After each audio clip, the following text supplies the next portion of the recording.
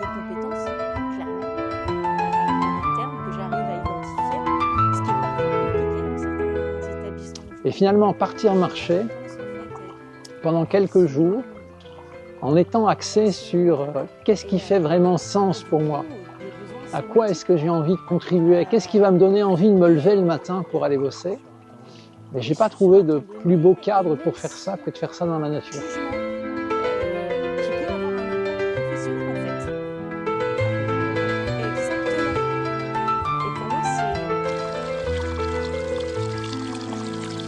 Je me souviens qu'un jour, une personne avec qui je marchais me disait « Mais en fait, ce que je me rends compte, c'est que je ne réfléchis pas qu'avec ma tête.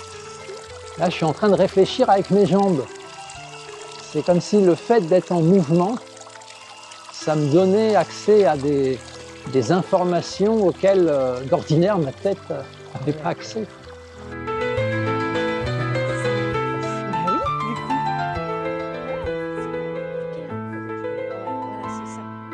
Et il y a vraiment un avant et un après, parce que voilà, on est ensemble pendant 3 jours, et pendant ces 3 jours, on va vraiment voilà, faire à la fois un bilan de l'expérience professionnelle, qu'est-ce que tu as appris, qu'est-ce que ça t'a apporté, qu'est-ce que tu as aimé, qu'est-ce qui a été difficile pour toi.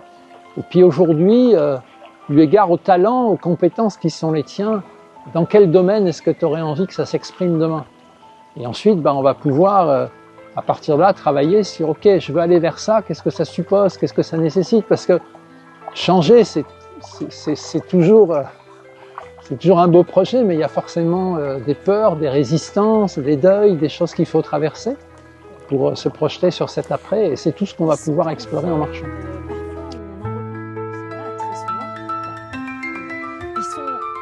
Naturellement, en marchant, toutes ces injonctions que je me donne à moi-même, à un moment donné, elles vont apparaître et je vais pouvoir aller petit à petit décortiquer et voir à quoi elles correspondent, comment je me suis construit, qu'est-ce qui fait que j'ai ce qu'on appelle en analyse transactionnelle ces drivers, c'est-à-dire ces injonctions qui me viennent en disant il faut que tu fasses vite, il faut que tu sois parfait, il faut que tu sois à la hauteur, il faut que tu fasses plaisir, etc. Alors, tout ça, ce sont des messages avec lesquels on a pu grandir et ils ont eu leur importance, ils ont contribué à être qui nous sommes aujourd'hui.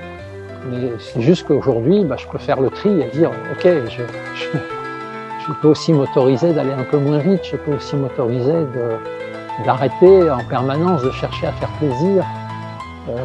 Voilà. Qu'est-ce qui est le plus important pour moi aujourd'hui ?